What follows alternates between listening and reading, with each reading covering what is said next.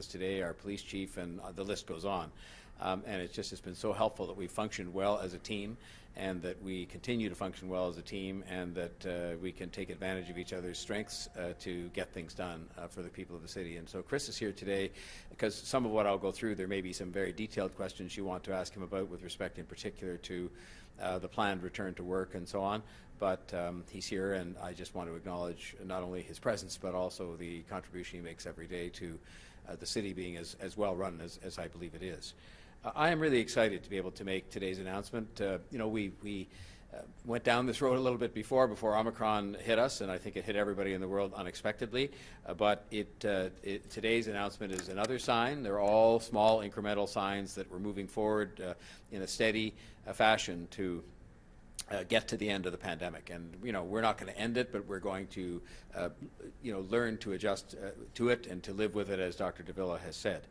News from the provincial government on Monday further solidifies these cautiously optimistic plans and gives us the confidence that we need to reopen as a city and to welcome more people back to work in person and back to offices. And I hope that that example that we are going to set is one that is going to be followed as well by others who can have people come back to work on some satisfactory basis, and certainly in a safe manner. Today, we are announcing that the City of Toronto will begin the safe and gradual reopening of city buildings to visitors starting next week. City Hall, North York Civic Centre, Scarborough Civic Centre, Etobicoke Civic Centre, York Civic Centre, and East York Civic Centre will be welcoming people back for in-person counter services starting next Tuesday, the day after Family Day. This means that residents will be able to head to City Hall or to one of these civic centres to pay their property taxes and utilities and parking violations, to apply for construction permits, to apply for a tree permit, to pick up COVID-19 rapid screening kits that are to be made available to small and medium-sized businesses, just to name some examples. And while some of these services will require booking an appointment in advance, others will operate on a first-come, first-served basis.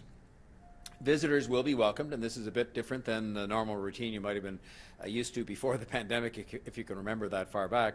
Visitors will be welcomed by greeters who will assist with wayfinding and answer questions because there are various things that have been done to keep these buildings safe and healthy for everybody, but they will be open nonetheless. Throughout the pandemic, thousands of City of Toronto employees have been on the front lines and reporting to workplaces across the city every day and every night. These are the people that have made sure that the frontline services that you are accustomed to and you can expect as taxpayers have been delivered to you virtually without interruption. Around 20% of our employees who work in city office buildings, including City Hall, have been working largely remotely from home during the pandemic, like many other office workers in other lines of work. With the province lifting their work-from-home restriction, we are now restarting our return to office plan that had to be postponed and interrupted by the Omicron surge that happened earlier on. Starting next week, office staff who want to work in the office will be able to return, and they'll be welcome to return. All office spaces will be open to maximum capacity within provincial health rules. A full return to office will be in place starting March 21st, and all city facilities will be open to the public again starting on that day. Full details will be communicated to city employees today and in the days ahead.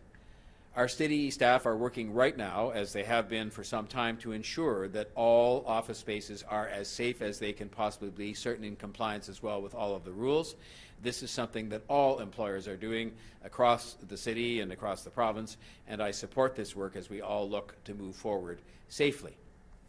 This work that is being done in our different city work locations includes ensuring proper physical distancing, ensuring the universal wearing of masks, increased sanitization and enhanced cleaning protocols, reduction of common touch points, improved ventilation in buildings, mandatory daily screening, and mandatory vaccinations for all staff. Starting March 21st, City Council and committee meetings will begin the transition to a hybrid model, which will allow for members of Council to attend meetings either virtually, as we have been doing, or in person. Further details on reopening and hours of opening can be found at toronto.ca. We're also announcing that beginning today, residents can explore the spring recreational program offering that will be available at city facilities. We are bringing back a full suite of programs, workshops, activities for spring that will be available across the city. More than 8,400 registered courses with approximately 68,000 spaces will be offered, including arts, fitness and wellness, general interest, sports, and swimming. Virtual recreation workshops will also be available. We are also offering some new programs for spring, including outdoor Pilates, outdoor Tai Chi, outdoor yoga, and a new soccer curriculum. Registration for spring recreational programs will begin on Saturday, March the 5th for Etobicoke, York, and Scarborough, and Monday, March the 7th for North York, Toronto, and East York, and for virtual recreation programs. Programs will begin the week of April 4th, 2022. Today's announcement gives families the time they need to look at the roster of programs, to plan, to pick the programs they want, and of course to register on the days that are provided for. Information on all of these programs can be found at toronto.ca//springrec. The quickest and easiest way to register for recreation programs is online. A registration by phone will also be available starting at 7 a.m. on the registration dates that were mentioned for the different parts of the city. Again, these details to be found at toronto.ca. 5 community centre locations will also be open from 7 a.m. to noon for in-person registration support. They include Saturday, March the 5th for the Centennial Recreation Centre in Scarborough and the Driftwood Community Recreation Centre in Etobicoke, York, and Monday, March 7th, the Wellesley Community Centre for Toronto East York, the Dennis R. Timbrell Resource Centre for North York, and the Mary McCormick RC Recreation Centre in Toronto East York. Our Parks and Recreation and Forestry Call Centre will be open for extended hours on Thursday, March the 3rd and Friday, March the 4th from 8 a.m. to 7 p.m. to make sure that everybody who needs help will get help. They can be reached at 416-396-7378. That's 416-396-7378. And again, all of this information can be found at toronto.ca. We've also opened up registration for in-person and virtual March Break Camp TO for children aged 4 to 12 years old. Spaces are still available and camps will start on March the 14th. Visit toronto.ca/camps for more information on how to learn more about these camps and how to register for the remaining spaces. We know that all of these programs provide a solid foundation for so many kids in our city, and we're proud to provide them right across the City of Toronto. We believe that recreational activities is something that should be available to anyone and to everyone. And accordingly, if any family feels they're unable to participate due to the cost this year, those receiving Ontario Works Assistance and living in Toronto are pre-approved to receive the Welcome Policy yearly credit, which they can then apply against the registration fees otherwise payable for these programs. In addition, participants 60 years and older receive a 50% discount on the regular price of adult recreational programs, excluding private, semi-private, and small group lessons. I want to reassure parents that we are doing everything possible to make these programs as safe as they possibly can be in light of the experiences we've had with the COVID pandemic. A number of health measures will be in place at community recreation centres to ensure that everyone can be safe and that these programs can stay open and can operate. City staff are working now with Toronto Public Health to review whether proof of vaccination requirements should stay in place in these facilities. They will share those details as soon as they have concluded those discussions.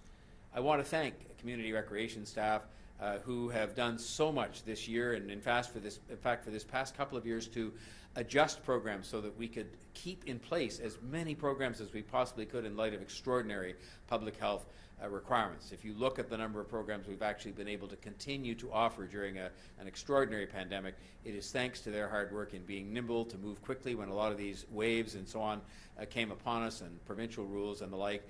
And I know that they have worked hard to get this done, and the Torontonians, including me as the mayor, appreciate this work very, very much. So both of these announcements about the reopening of workplaces and the reopening of services for in-person attendance by members of the public and the return to work by our city staff, these are both pieces of good news. It means that we are opening things up and we are ready to welcome people back. We're doing it in that cautious, steady way, but steady nonetheless, that we have done things throughout the pandemic, and I think that that means of doing things have served us well. I know that some people may feel this is a bit of deja vu, that we've made these announcements before and had to pause them or interrupt them, and that is true. Every decision we've made every single time has been based on public health advice and what we believe to be in the broader public interest, in the interest of the safety and well-being of everybody in the public and our own employees. But I will say to you that had Omicron not struck, then city offices would be open right now.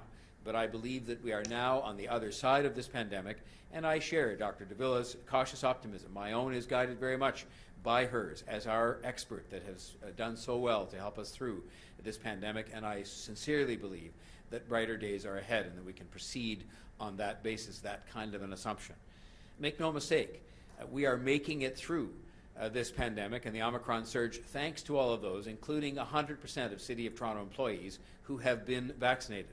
And you notice my choice of words. We are making it through the pandemic, and we have work left to do, and we have to stay the course on what we've been doing in that steady way to get ourselves to the point where we've returned to a life that is more like normal. We weathered the Omicron surge because 62%, more than 62% of eligible Toronto residents got their third dose as soon as they possibly could. But as you've heard me mention before, the 62% number is a huge achievement, thanks to you, and thanks to the efforts that our Team Toronto has made, including the leadership of Councillor Cressy and Dr. Davila. But 62% is only 62%, and we are not giving up, and we are not relenting on our efforts to go, if necessary, one by one. But I will tell you that, just checking my numbers here so I do it right, but just yesterday at the city and mobile clinics we had across the city, 2,700 people got vaccinations.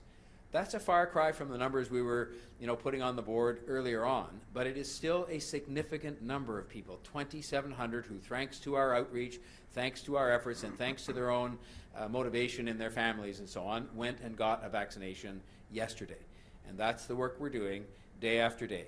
And I want to thank again the residents of Toronto who are stepping up, and I particularly want to thank the members of Team Toronto who have been just so dedicated in the work they do every day of the week. I go to these clinics no matter what day I pick. Of course, the staff are there, and they're people who are just doing wonderful service, acting professionally, comforting people, reassuring people, and making sure that they get vaccinated. Our 5 city-run clinics continue to be open for walk-ins right now for anyone who needs a COVID-19 vaccine, including adults eligible for third doses, and including, as we announced yesterday, those aged 12 to 17 who are eligible for a third dose, which means you had your second dose more than 6 months ago. We can now move forward, and we will continue to move forward because of these efforts, and we will continue to move forward. I am absolutely determined to see us do that. Our leadership team is the same. I am working with people in the business community and elsewhere to make sure that, in fact, one of the things that I know is important to you occurs, which is that Toronto comes back from this in every respect, economically, socially, and in terms of our confidence levels, stronger than ever. People are watching what goes on here because they've seen how well we've come through the pandemic in relative terms. They've seen that we've remained united. You don't achieve a 90% vaccination level without a unity in the city that is extraordinary. And again, I thank you for that. But people are watching for that, and they want to see us just as unified in the task of reopening the city and recovering the city so that we can get back to being the kind of powerhouse that we are and will be again, and taking the fruits of that success and sharing it with those who need just a bit of a hand up to make sure they too can share in that success. So I very much look forward. I'm enthused, almost to the point where I want to go down and stand at the front door to welcome people back to the City Hall. It's been strange working here without other people in the building, including in particular the people that we serve. The hustle and bustle of our downtown is something that I miss, and if I miss it, and many of you miss it too, you can imagine how the business people feel that have invested in many cases their life savings and a lot of blood, sweat and tears in building businesses that have been devastated by the fact that the downtown has been largely abandoned during the course of the pandemic.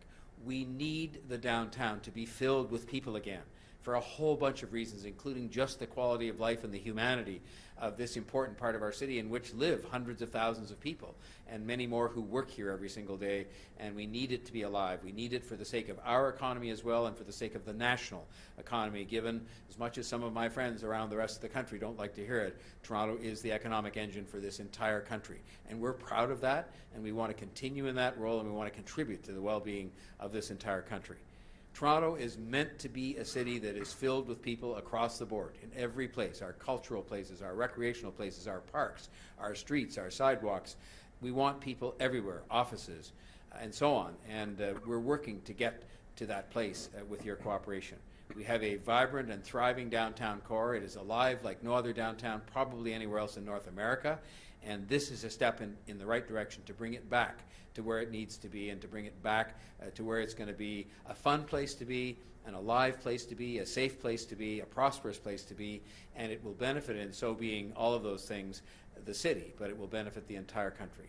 And I think right now we need to do things, including that, to bring this country together, to bring the city together, although the city, based on some of these vaccination efforts, is pretty together. I just hope it stays that way. So again, Chris is here if you have detailed questions about the exact parameters of the return to work. I'm here to answer any questions on this or anything else you want to ask me about. So over to Lavin for the questions. Thank you, Mayor. We'll now take questions from the media. As a reminder, it's one question, one follow-up, and we'll unmute you when it's your turn. First up, we have Adrienne Williams from Radio Canada. Go ahead. Hi, thank you for taking my question. Of course, my question is for Mayor Tory.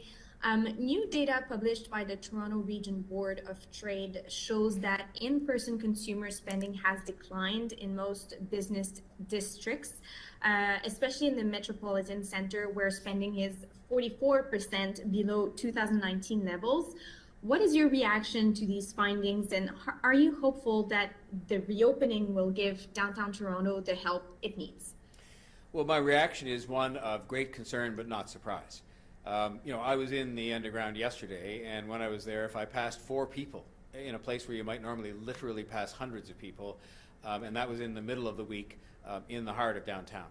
I know the place where I go to get my haircut, for example, are seeing a dramatically reduced percentage of people coming in, because people aren't going to come, to get a haircut who aren't downtown. They're not going to go to the food court if they're not downtown. So by showing the leadership we are showing, by bringing people back to work, and we're doing it in a sensitive, careful way, we're doing it in consultation with our employees, but we are bringing people back. We are reopening our buildings so that people will come to these buildings as they wish for in-person service. And by doing that, I will also be meeting with the employers again, as I've done on a regular basis, to encourage them to follow the lead that we had established earlier in the year but had to postpone because of Omicron. And I think that next week I'll have more to say about some supports that are being offered through the efforts of all the different governments for businesses to help them get back on their feet. And we have some things we're going to be doing to try to make it not just possible for them to reopen because people are back downtown, but also to reopen with some support and some encouragement and some awareness building of the fact that they're back. And I'd say, by the way, it doesn't just apply to downtown. I focused on that because that's the area, as the Board of Trade points out, that's been hardest hit. But it's going to apply to main streets across the city that are such an important part of the lifeblood of healthy neighborhoods. And so we'll have more to say about that next week. And I'm very concerned and very devoted to addressing that, as I'm doing, spending quite a bit of my time on that, in addition to the other things that we have going. Follow-up? Thank you. Can I have a follow-up? Yep, Sure. Go ahead. So I was going to ask about the concrete measures that you're going to be taking. I don't know if you can be more precise before tomorrow, but other than that, you said you would give more information next week. I don't know if you can give more information now, but other than that, are you worried that maybe people's behaviors have changed during the pandemic, and are you worried that that will persist in the future and will give you maybe trouble with convincing people to come back downtown? It's a challenge because I think people's behaviors change over the course of time in any event, and then when you have a huge event like this, which was such a jarring event for so long, like a pandemic, it's going to bring about more changes. And I don't think there's any doubt but that it will affect the way people work to some extent because of the fact it's been proven that you can work away from home some of the time. But I believe, from listening to our own employees, from listening to the employers and employees of other private sector concerns in the city, a lot of people want to come back to work. As much as they had some joy at some stages in having the convenience of working from home, lots of people want to have the collegiality of being with their fellow workers. They like the idea they can get advice. Some of the coaching and mentoring that goes on in an office in person is really important to people's career developments, and there are business benefits to that for the companies involved. So I think we will find people will come back to work. I think what we have to make sure of is that it happens, on a gradual basis that will be decided upon by each individual employer and employee. but that it happens over time because the health of the downtown of our city and the health of these main streets depends on it. I think we can also help by, as I've said many times, shopping local, dining local, taking out local, and supporting smaller businesses that have been hurt more than some of the bigger businesses have. But I'm determined to see the city get back to the state of health it was in prior to the pandemic. I think we can. You've heard me say before, all the right stuff that was in this city that made it a powerhouse in global terms before the pandemic hit, the smart people, the respect we have for each other, the way of life, the critical mass of different industries that we have here, all of those things are still here. And it is still a magnet for people from around the world to come to this city and to be part of a unified city that tries to steer ourselves well away from the kind of division we've seen going on in too many places in the world. And that's the kind of thing we're going to offer to people again. I think they will come. I think people will come back downtown because it's an exciting, great place to be. And we're just going to have to work away at that. I will do that relentlessly because it's the next challenge we have in front of us as the pandemic hopefully recedes into the background. Thank you. Next up, we have Francine Copen from the Star. Go ahead. Oh, hi, good morning. How is everyone? We're all good. I hope you're as well. Yes, thank you. Mayor Tory, my question is this. Council meetings will resume starting March 21st, but a kind of hybrid, so councilors will be able to attend in person or virtually. I'm wondering if the same is being offered to employees. As of March 21st, will they be able to choose between working virtually or in person, or do they all have to be working in person? I'll let Chris answer that. I know the answer, but his will be better than mine, so here we go. Okay, thank you.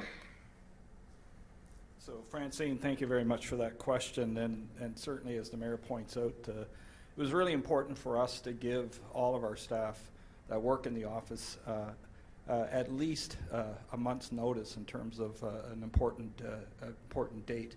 We are going to be working with management and all of our frontline staff that attend all of our municipal buildings on what's going to basically balance the needs of management as well as the individual needs themselves. So we know that there are a number of people that are going to have to make arrangements, whether it be elder care or child care.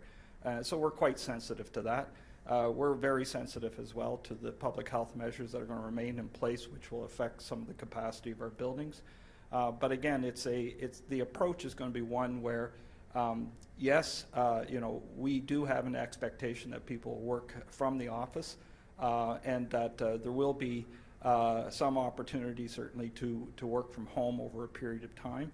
But I just want to point out a couple of things I think are really important. We're not quite there yet, but it's almost spring.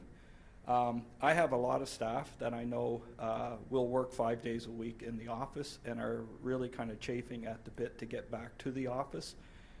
In terms of the downtown and the vibrancy, it is important for staff to see each other. The socialization, the mental health benefits of that, I think, are fairly significant.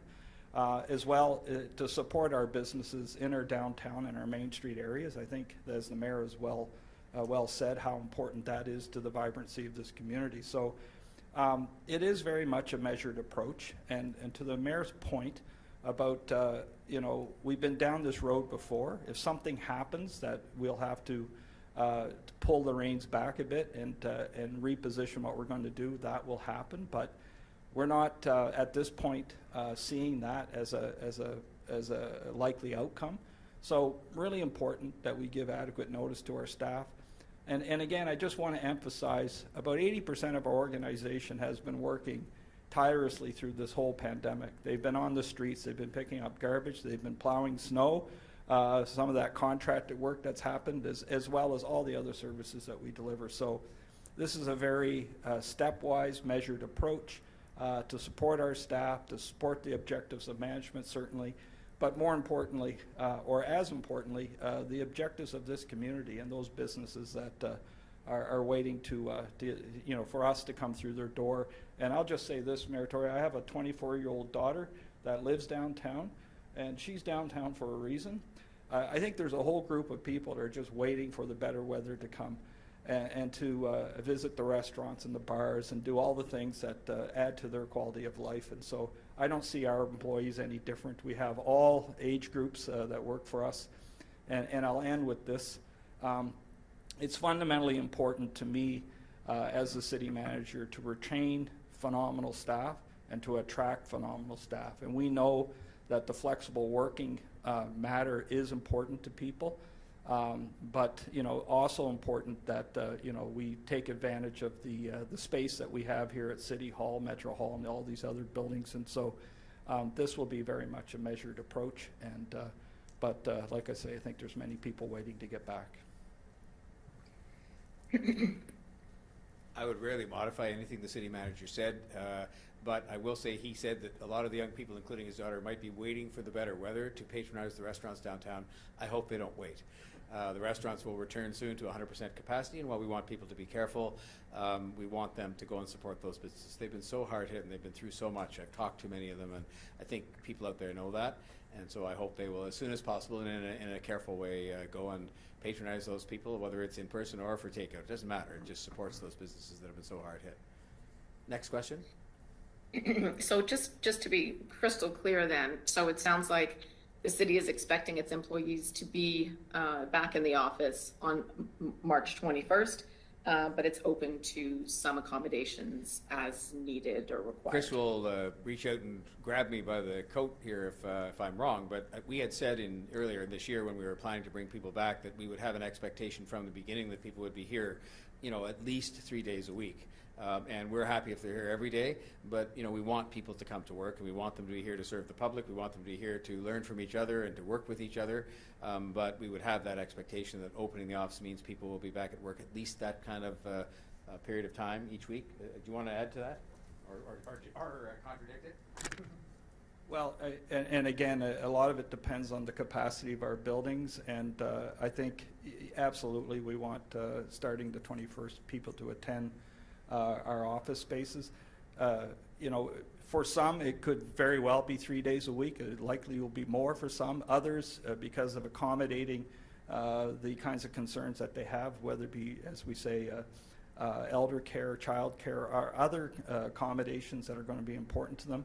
We want to understand what those issues are. That's why management will be working with them over the coming days and weeks to understand what the special circumstances might be. But when you develop a hybrid working model for any kind of office space, I mean, the understanding is that you are spending time in the office. It's never a 100% work from home kind of arrangement. So we will, because there will be some people that will have important needs that we are going to have to understand and listen to and respect.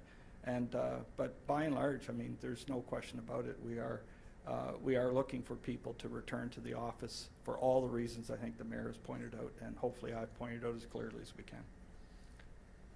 Thank you, Francine. Next up, we have Beatrice Vaisman from CP24. Go ahead. Morning, Mayor.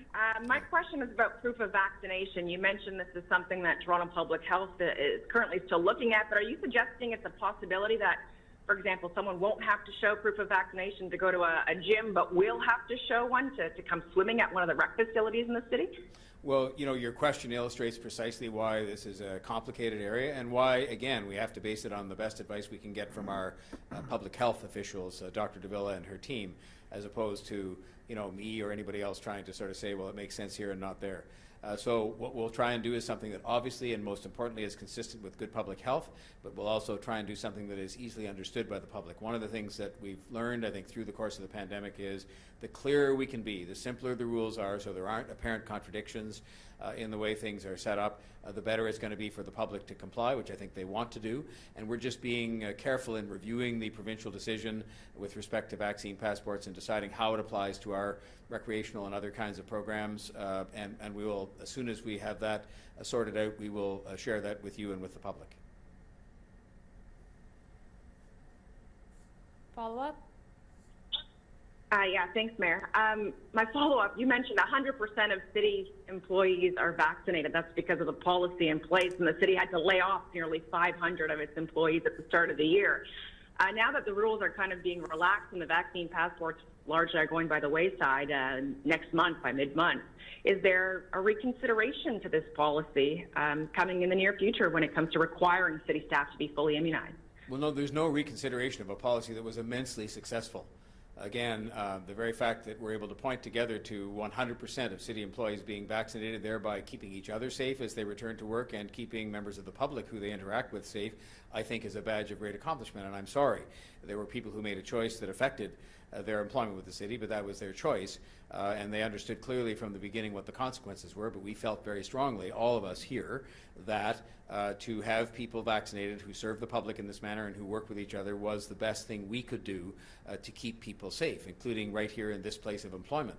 And so now what is required is a reconsideration of what you do going forward, recognizing that both some of the rules have changed, but also that there are going to be people hired on and so on as time goes on. But those are the kinds of things right now that the people in both our labor relations and our public health departments are looking at. And but until such time as there's any change announced to that policy remains in effect. Okay, that was the last question. Thank you, everybody, and have a great rest of your week. Thank you all.